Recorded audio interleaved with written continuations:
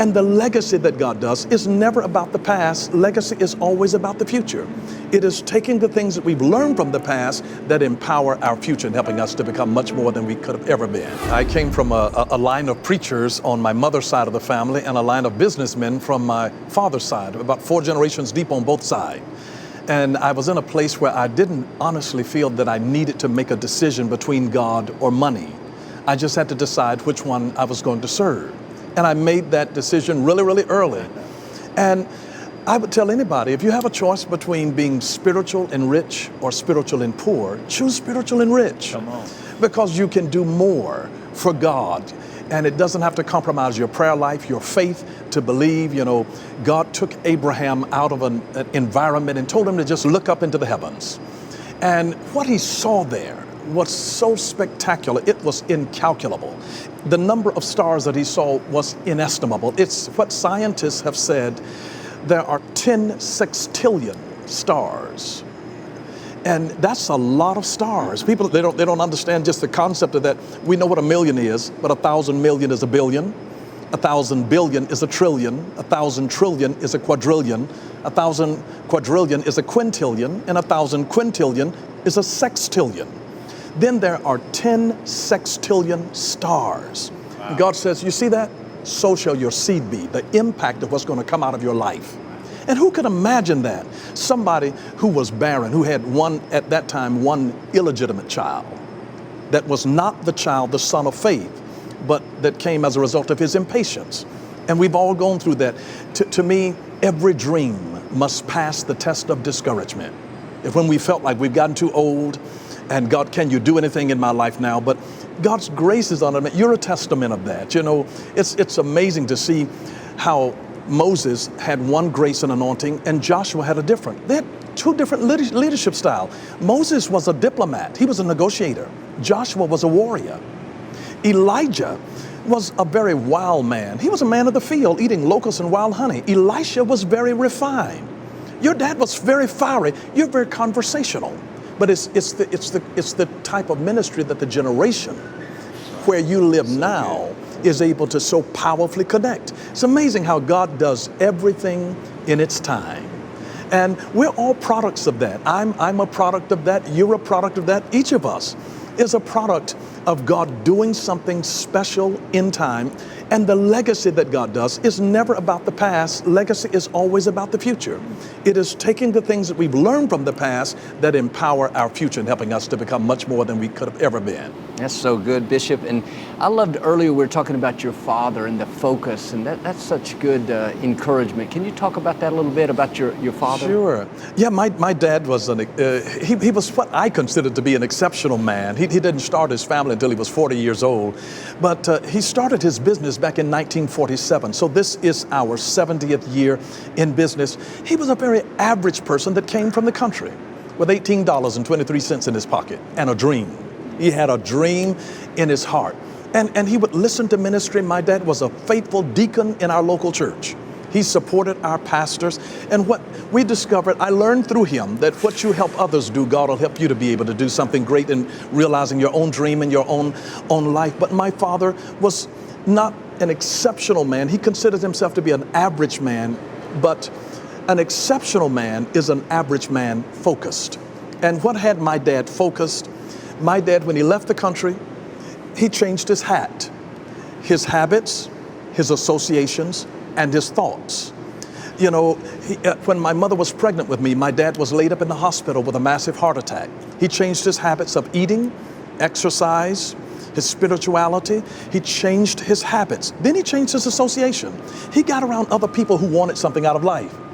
He got around encouraging people, successful people, not the drainers, but those that encouraged and empowered him.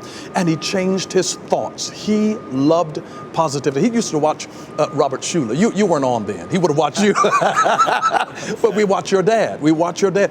We loved his energy, his fire, his passion, but he loved the types of things that helped us to believe you can do this. This is within your grasp. And so those were the things that actually focused my dad, his habits. He was very focused in his habits, in the associations of who he allowed in his inner circle, because the 5 closest people to you will determine your level of success. And he changed those associations, and then he changed the thoughts. He got rid of negative thinking that made him feel negatively, and he began to think thoughts of peace, the same kind of thoughts that Jeremiah 29:11 says that God thinks toward us. He thinks those thoughts, and it empowered and changed his life. Bishop Bronner, you said something earlier. I thought it's so important. The 5 closest people to you will determine your level of success. Something I've learned, and then maybe you can share on it. I've learned if you don't get the wrong people out of your life, the right people will never show up. And sometimes we think, I don't, Joel, these friends, I know they're dragging me down. I know they're, keeping me from being my best, but you know what, I don't want to hurt their feelings, or I may not have any friends if I make some changes. But I've learned this.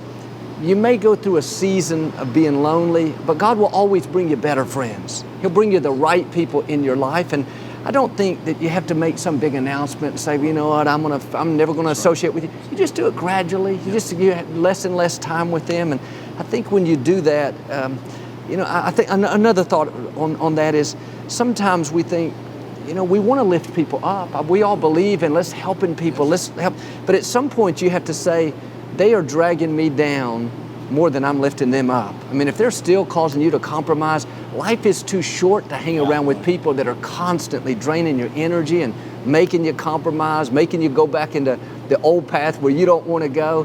I'm not saying this is easy, but I'm saying your destiny is too important to let somebody keep you from becoming all God's created you to be. Again, you can be nice. Don't tell them I said to do it. You be nice, but you just less and less.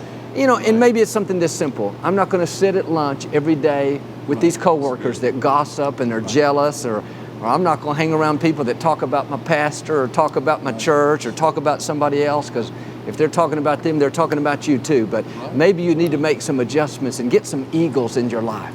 That's why I hang around these guys. That's why I invited them today. You know what? They make me better. They inspire me.